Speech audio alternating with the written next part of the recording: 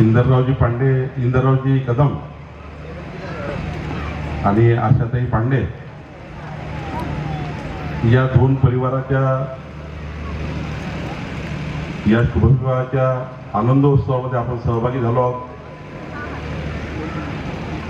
शिवम आणि सानिका हे दोघेही आज विवाह बंधनामध्ये आपल्या सर्वांच्या साक्षीने, परमेश्वराच्या साक्षीने या मंगल कार्यात एकत्र येत आहेत. खरं तर जेव्हा रावसाहेब माझ्याकडे पत्रिका घेऊन आले,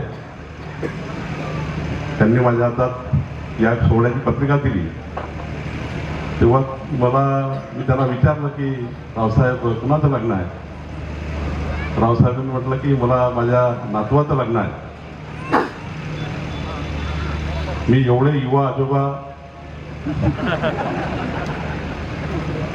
ज्याला आम्ही आता युवा आजोबा म्हणतो, खरं तर मी 1995ला माननीय रावसाहेबांची पहिली भेट माझी झाली होती स्वर्गीय गोपीनाथजी मुंडे साहेबांसोबत.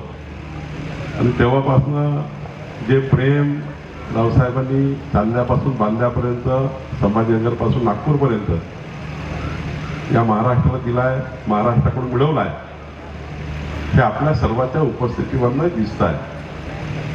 खरं तर माझ्यासारख्या छोट्या कार्यकर्त्याला आनंद होतो की जेव्हा आमचे नेते रावसाहेब शेवटी राजकारणामध्ये आम्ही सर्व काम करताना अशा आनंदोत्सवाच्या माध्यमातून खऱ्या अर्थाने एकत्र येतो, तेव्हा राजकारणापेक्षा जास्त आनंद हा वैभाविक समारोह आणि आनंद ज्या ठिकाणी लग्नोत्सव असतो याचा आपल्या सर्वांचा असतो. खरं तर या ठिकाणी रावसाहेब दानवे पाटील परिवार खरं तर ते फारच नशीबवान आहे. केंद्रीय मंत्री म्हणून त्यांनी काम केलं आहे, मोदीजीसोबत काम करतात आहे. त्यांचं आयुष्य नेहमीच समाजाच्या शेवटच्या व्यक्तीकरता समर्पित आहे. त्यांनी आपल्या आयुष्याच्या अनेक निवडणुका जिंकत आज मला या गोष्टीचा अभिमान आहे की संतोष आणि संजना दोन आमदार आणि रावसाहेब हे समाजाकरता आणि आमच्या सर्व दानवे परिवार हा समाजाकरता समर्पित आहे. आणि आता तर नात किंवा नातू शिवम आणि आमची त्याला नाती म्हणून ती सानिका, हे दोघंही फार नशीबवान आहेत की रावसाहेब दानवे साहेबांचा आशीर्वाद, या परिवाराचा आशीर्वाद या दोघांनाही आहे.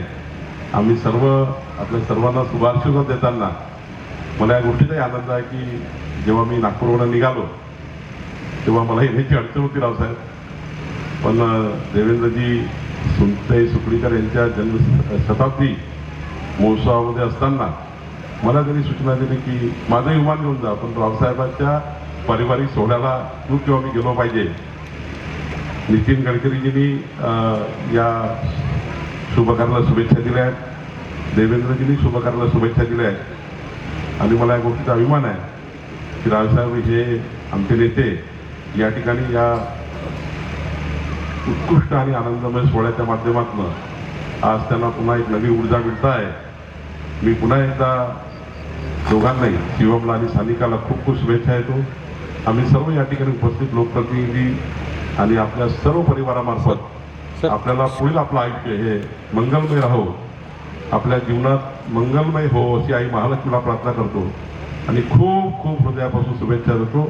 आपल्या सर्वांना उदंड आयुष्य लाभो, आपलं जीवन मंगलमय राहो अशी आई महालक्ष्मीला प्रार्थना करतो. खूप खूप